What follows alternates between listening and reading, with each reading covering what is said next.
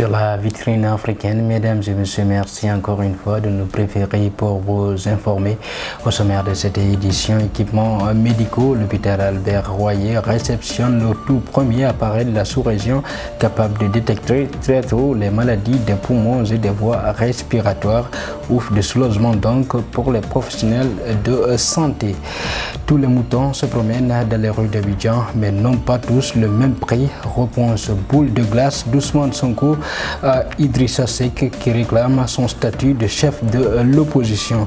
Enfin, dette extérieure du Sénégal, le régime de Macky Sall bat le record. Arona Coumba Ndoffène Diouf défie ainsi le président de la République sur le niveau d'endettement du Sénégal. Voilà pour le sommaire. Mesdames et messieurs, bonsoir et bienvenue à tous.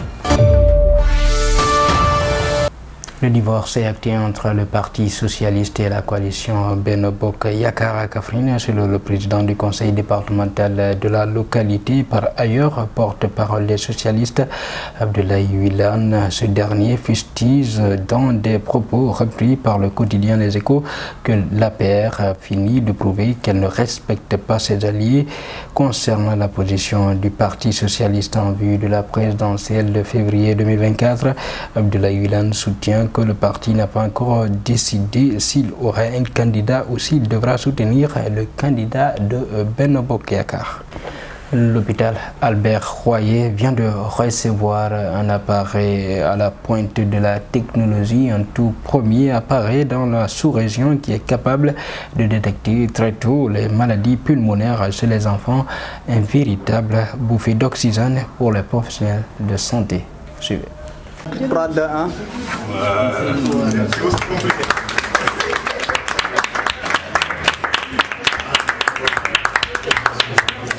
Cet appareil va nous permettre de faire le diagnostic des pathologies pulmonaires comme l'asthme, mais de poser très tôt aussi ces diagnostics, de suivre les traitements et de suivre l'évolution de ces malades. Les pathologies respiratoires, notamment l'asthme, sont devenues récurrentes au Sénégal et leur détection et traitement sans équipement de pointe sont très difficiles. Ainsi, ce lundi 24 avril, l'hôpital des enfants Albert Royer vient d'ajouter à son plateau médical une machine à la pointe de la technologie. Une première donc dans l'histoire du Sénégal et de la sous-région, un plétismographe infanto-juvénile. Le plétismographe corporel est un type non invasif de test de la fonction pulmonaire. Il aide à diagnostiquer plusieurs maladies de poumons, mais aussi des voies respiratoires. C'est un appareil unique en son genre qui utilise une technologie qui est très rare et cela nous permettra surtout de diagnostiquer les enfants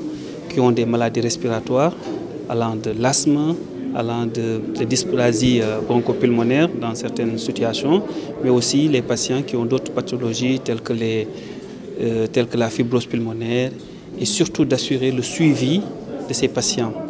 Et comme autre élément aussi que nous avons en réceptionnant cet appareil, ça nous permet de détecter précocement, de diagnostiquer précocement les troubles respiratoires. Cet important don de groupe Mitreli va contribuer fortement à améliorer la qualité de traitement des patients dans cet établissement sanitaire. Je vous le disais dans le sommaire, depuis sa sortie de samedi dernier, Idrissa Seck a fait ressurgir le débat sur le statut du chef de l'opposition, un fait qui n'aura pas échappé au maire de Ziguinchor et leader de PASTEF Ousmane Sonko, qui est en tournée à Ziguinchor dans le cadre justement de son retour et répond sèchement au désormais ex-président du CES. Suivez.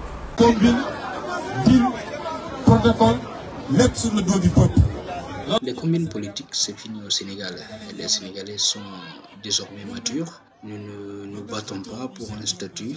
S'il s'agrippe sur le chef de l'opposition, cela lui est permis. Mais cependant, nous sommes dans un espace où chacun connaît les forces de son adversaire. Et les Ivoiriens disent que tous les moutons se promènent dans les rues d'Abidjan, mais n'ont pas tous les mêmes prix. Donc, qu'ils réclament ce statut, mais quand on va sortir, on saura exactement qui est chef, adjoint ou autre.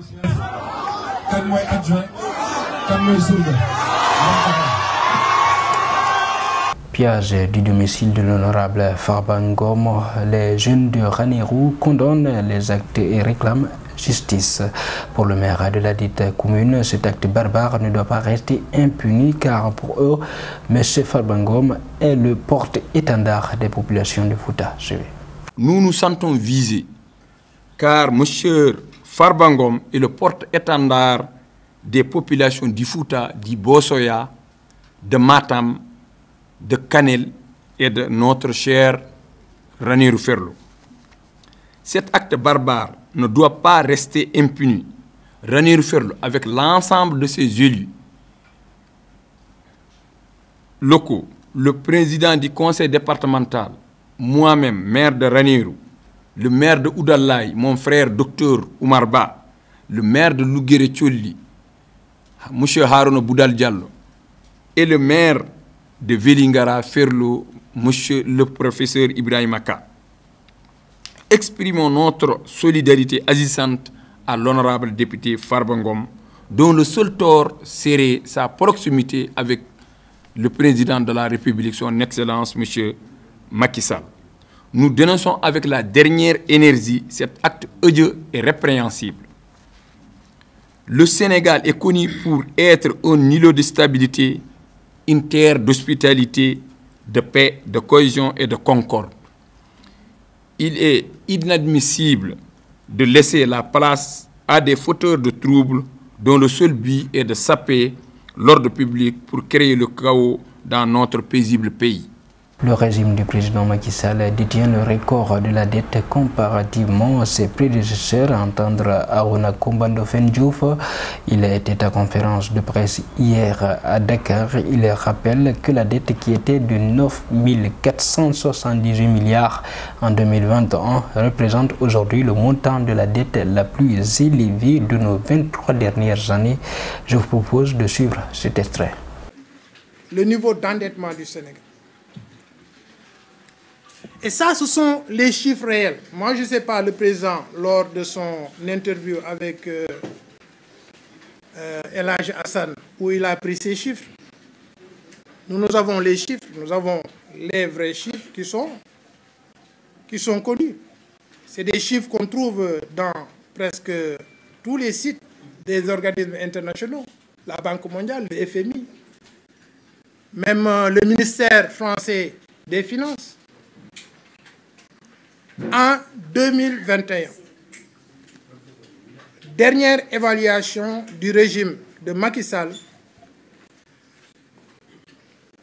le montant du budget de la dette était de 9 478 milliards, ce qui fait 14,45 milliards d'euros. Moi, je vous donne les vrais chiffres. Si un président de la République n'est pas en mesure de connaître les chiffres économiques de son propre pays, ça veut dire qu'il a lâché peut-être une partie de la gestion de l'action dans le pays. Donc, ceci représente le montant de la dette. Et écoutez bien, le chiffre que je vous ai donné en 2021 représente le montant de la dette le plus élevé des 23 dernières années de l'histoire du Sénégal. À présent, l'actualité hors de nos frontières, conflit armé au Soudan, une trêve de 3 jours déclarée, ce qui permet aux évacuations de se poursuivre. Alors qu'un cessez-le-feu de 72 heures est entré en vigueur ce mardi au Soudan, le 3e depuis le début du conflit il y a 10 jours, les évacuations se poursuivent vers l'étranger. La nuit dernière, le Kenya a accueilli plusieurs dizaines de ses ressortissants, jusqu'ici bloqués à Khartoum.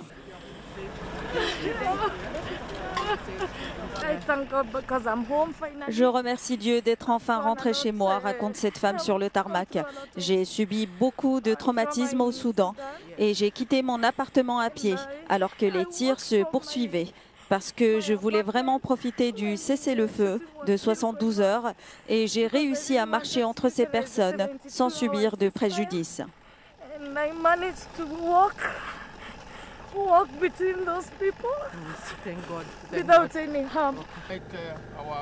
Ce vol est le premier d'une longue série, confirme le secrétaire kényan à la Défense. Il y a plus de 3000 Kenyans enterrés au Soudan et jusqu'à présent nous avons localisé 900 Kenyans dans différentes parties de Khartoum et du Soudan dans son ensemble. Mais au total, nous en avons 3000 et nous n'hésiterons pas à transporter d'autres personnes d'autres nationalités car c'est ce que font tous les pays qui participent à l'exercice d'évacuation.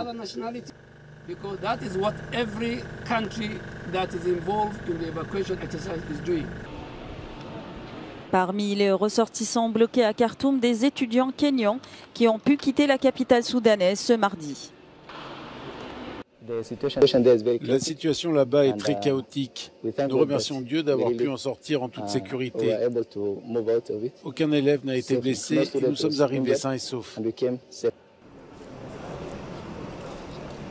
Les combats au Soudan ont déjà fait plus de 427 morts et plus de 3000 blessés, selon le Bureau des Nations Unies pour la coordination des affaires humanitaires. Maintenant, place à la page sportive. Piégé au Soudan, le défenseur sénégalais Ousmane Diouf attend une évacuation. L'ancien joueur de Teungueth FC est en bonne santé jusqu'ici à l'abri des combats. Selon un de ses proches contactés par lui au sport, Ousmane Diouf se terre avec ses coéquipiers et le staff à l'hôtel de son club d'Al Hilal qui est situé dans une des tribunes du stade. Des démarches sont en train d'être faites et il pourrait embarquer dans un vol à destination de l'Égypte dans les prochaines heures. Demain soir, Manchester City et Arsenal vont croiser le fer en Première Ligue lors des matchs qui vaudra cher. Leader avec 75 points, les Gunners savent qu'ils doivent absolument faire un bon résultat pour se rapprocher du titre, mais les Sky Blues de Manchester City, deuxième avec 70 unités et 2 matchs en moins, n'ont pas dit leur dernier mot. Mesdames et messieurs, voilà qui met fin à cette édition d'information. Tout le plaisir a été pour moi de vous servir. Restez bien entendu en compagnie des programmes de la Tinfo Africa. L'information, quant à elle, continue sur tinfoafrica-mag.com.